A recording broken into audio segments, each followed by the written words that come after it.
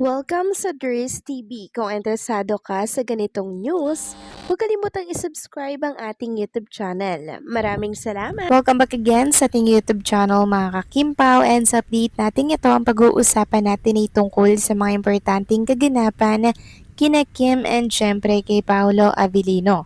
So ang pag-uusapan na tatalakayin natin sa update na to ay may kaugnayan nga po sa hiwalayan issue.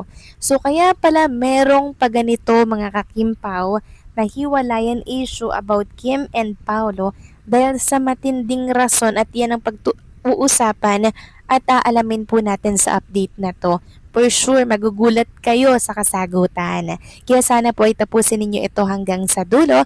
Pero bago po ang lahat, maraming salamat sa inyong patuloy po na pag-support at pagsubaybay sa mga daily update natin. Kaya naman bilang pasasalamat, narito po ang isang napili kong komento patungkol ito sa naging previous update. Mula ito kay Ginang Nenita, sabi niya dito, sa labis na mga paninira ng mga bashers kay Kim ay nagdulot ito ng labis na pagmamahal din ni Paolo kay Kim. Bakit? Walang epekto yan lahat kay Paolo dahil ang pinaka-importante kay Paolo ay nasa kanyang buhay na si Kim Chu. Ang babaeng pinaka-asam-asam niya, pinapangarap niya, at pinakamamahal niya. Si Paolo Dries ay parang kabayo yan, nasa kalesa, at ang Rambo ay focus niya ay si Kim Chu lang. Kim Chu, Kim Chu. Yan si Paolo. Kahit pa family niya ang tututol, ay ipaglalaban ni Paolo si Kim sa laki ng pag-ibig niya kay Chinita. Hay, napakahalatang panggulo lang ang mga bashers ng Kim Pao. Kinikilig ako sa pag-ibig ni Paolo Dries. I love you, Dries. Nako, maraming salamat sa napakagandang komento niyo po. Ginang Nenita, mahal na mahal ko din po ang mga Kim Pao fans at supporters. Maging kayo din po, Ginang Nenita, dahil lagi ko pong nababasa ang inyong mga komento tungkol kay Kim and kay Paolo.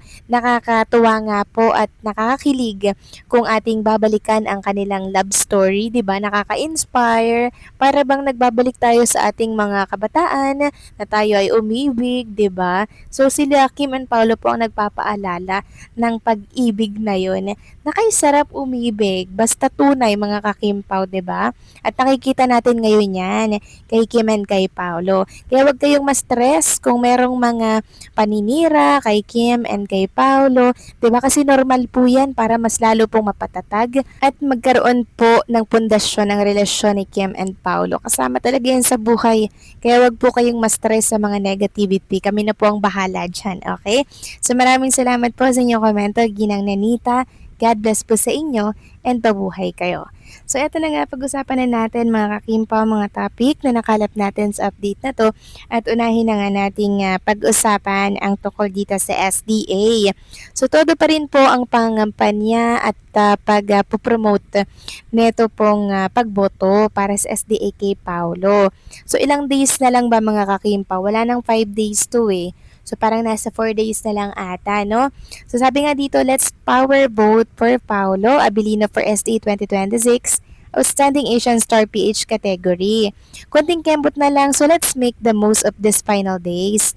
Max out your 100 votes per day until the end of voting period. Let's go. Lapit na natin official na maunahan ang DS na maipadala si Paolo sa Korea. So yes mga kakimpaw, at ito nga po ang usapan dyan sa X. Sabi nga dito, dahil sa SDA nalaman na Kimpaw fan lang talaga ang bubuhat at laging may ambag kay Kim at Paolo.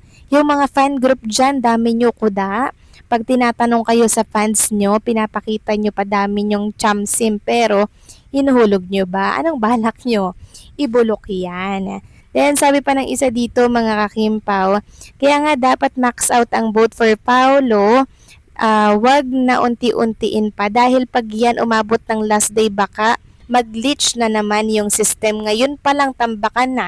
Sayang naman yung mga chamsim ng iba. Marami kong di ipang vote 8K in just 45 minutes na dagdag sa kalaban.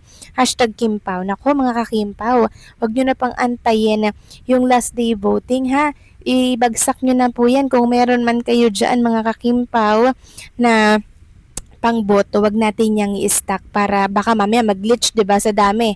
Syempre ano yan, magsasabay-sabay, magkakaroon ng glitch. Kaya ngayon pa lang na medyo maluwag po, syempre, ibagsak na natin yan mga kakimpaw. Samantalang talakayin naman natin ang tungkol dito sa hiwalayan issue kay Kim and kay Paolo Avellino. 'Di ba nung nakaraan meron po mga kumakalat na hiwalay daw si Kim and Paolo, 'di ba?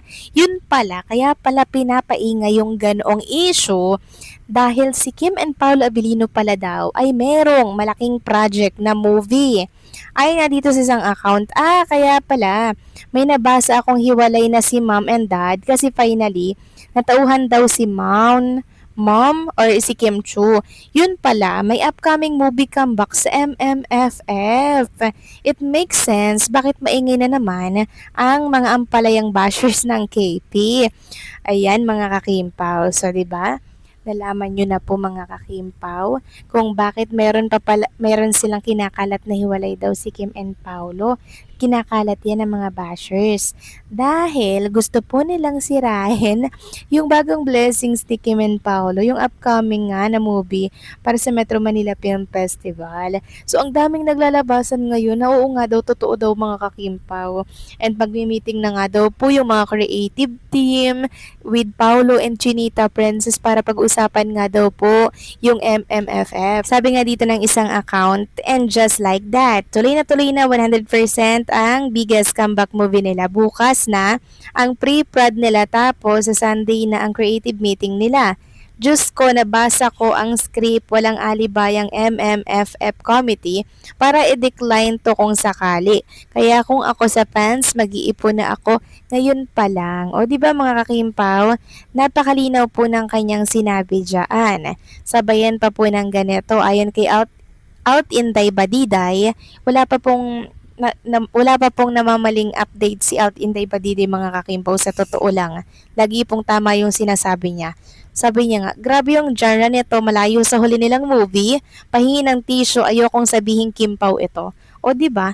Nilapag niya na po mga kakimpaw. So meaning, meron po talaga tayong dapat abangan kay Kim and Paolo Avellino by December 25 para po yan sa Metro Manila Film Festival. So syempre, sobrang busy po ni Kim and Paolo para po sa pagpopromote nito, mga mall tour, mga kakimpaw. 'Di ba? So possible na magkaroon talaga sila ng matinding promotion dito. Tapos may Kupino pa, oh my God mga kakimpaw, parang hindi ko kineri o hindi ko kinaya yung magiging kalalabasan ni Kim and Paolo Avellino dito. Sobrang hectic po talaga ng schedule nila. Kung pwede lang sana, di ba, nagawing dalawa-dalawa yung mga katawan ni Kim and Paolo. Pero imposible yun mga kakimpaw. Para lang sana magampanan at pagawa nila yung iba pa nilang project na nakapending. Kasi ngayon, hindi pa po talaga nila yun simulan kasi nga inaantay po nila yung final na desisyon ng Metro Manila Film Festival. I'm so excited and thankful kasi ang daming blessings na dumarating kay Kim and Paolo sa kabila po ng mga bashing, sa kabila po ng mga negativity. O, diba? Mag-ipon na po kayo ang mga kakimpaw. Antayin natin yung final po na announcement ukol dito. Okay? So, paano mga kakimpaw? Hanggang dito na lamang po ang update natin. Maraming salamat sa patuloy na pagsuporta.